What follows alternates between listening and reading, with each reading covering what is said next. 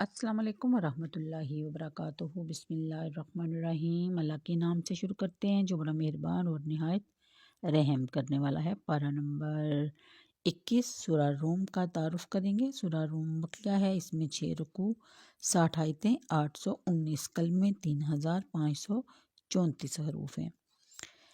پہلی آیت شان نزول، فارس اور روم کے درمیان جنگ تھی، اور چونکہ اہل فارس مجوسی تھے اس لیے مشرکین عرب ان کا غلبہ پسند کرتے تھے۔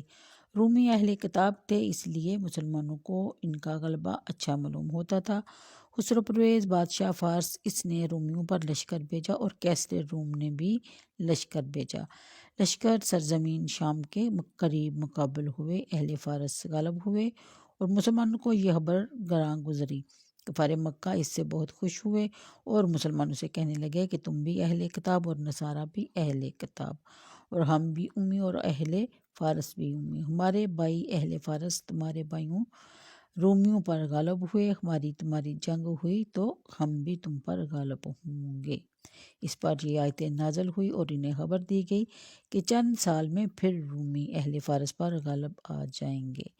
یہ آیتیں سن کر حضرت ابوبکر صدیق رضی اللہ تعالیٰ عنہ نے کفار مکہ میں جا کر اعلان کر دیا کہ خدا کی قسم رومی ضرور اہل فارس پر غلبہ پائیں گے، اور اہل مکہ تم اس وقت کے نتیجہ جنگ سے خوش مت ہو، ہمیں ہمارے پیارے نبی صلی اللہ علیہ وسلم نے خبر دی ہے۔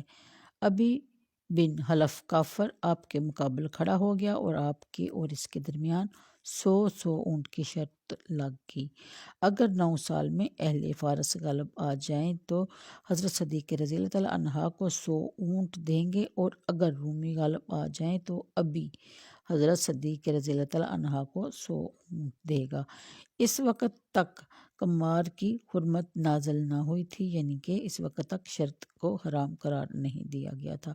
مسئلہ اور حضرت امام ابو حنیفہ اور امام محمد رحمۃ اللہ علیہ کے نزدیک حربی کفار کے ساتھ عقود فاسدہ ربوا وغیرہ جائز ہیں، اور یہی واقعہ ان کی دلیل ہے۔ القصہ 7 سال کے بعد اس خبر کا صدق ظاہر ہوا اور جنگ حدیبیہ یا بدر کے دن رومی اہل فارس پر غالب آئے، اور رومیوں نے مدائن میں اپنے گھوڑے باندھے اور عراق میں رومیہ نامی ایک شہر کے بنیاد رکھی، اور حضرت ابوبکر صدیق رضی اللہ تعالیٰ عنہ نے شرط کے اونٹ ابی کی اولاد سے وصول کر لیے، کیونکہ وہ ان کے درمیان مر چکا تھا اور معاہدہ ہو چکا تھا۔ سید عالم صلی اللہ علیہ وسلم نے حضرت صدیق رضی اللہ تعالیٰ عنہ کو حکم دیا کہ شرط کے مال کو صدقہ کر دیں۔ یہ غیبی خبر حضور سید عالم صلی اللہ علیہ وسلم کی صحت نبوت اور قرآن کریم کے کلام الہی ہونے کی روشن دلیل ہے۔ پھر بیان فرمایا جاتا ہے کہ یعنی رومیوں کے غلبہ سے پہلے بھی اور اس کے بعد بھی مراد یہ ہے کہ پہلے اہل فارس کا غلبہ ہونا اور دوبارہ اہل روم کا، یہ سب اللہ کے امر اور ارادے اور اس کی قضاء و قدر سے ہے۔ پھر بیان فرمایا جاتا ہے کہ اس نے کتابیوں کو غیر کتابیوں پر غلبہ دیا، اور اسی روز بدر میں مسلمانوں کو مشرکوں پر اور مسلمانوں کا صدق اور نبی کریم صلی اللہ علیہ وسلم اور قرآن کریم کی خبر کی تصدیق ظاہر فرمائی۔ آیت نمبر 4 اور اللہ کی مدد سے، یعنی کہ مدد کرتا ہے جس کی چاہے اور وہی ہے عزت والا مہربان والا۔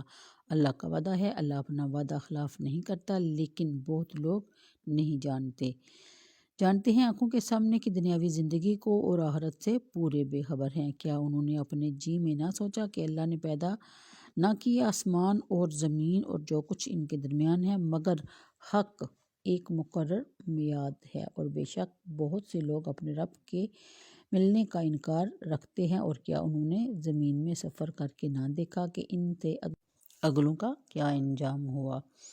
پھر بیان فرمایا جاتا ہے کہ اور ان کے رسول ان کے پاس روشن نشانیاں لائے تو اللہ کی شان نہ تھی کہ ان پر ظلم کرتا، اور ہاں وہ خود ہی اپنی جانوں پر ظلم کرتے تھے۔ پھر جنہوں نے حد بر کے برائی کی ان کا انجام یہ ہوا کہ اللہ کی آیتوں کو جھٹلانے لگے اور ان کے مذاق اڑانے لگے۔ اللہ پہلے بناتا ہے پھر دوبارہ بنائے گا، اس کی طرف پھرو گے اور جس دن قیامت قائم ہوگی مجرموں کی آس ٹوٹ جائے گی۔ تو آج کے لیے اتنا ہی، مجھے دیجیے اجازت۔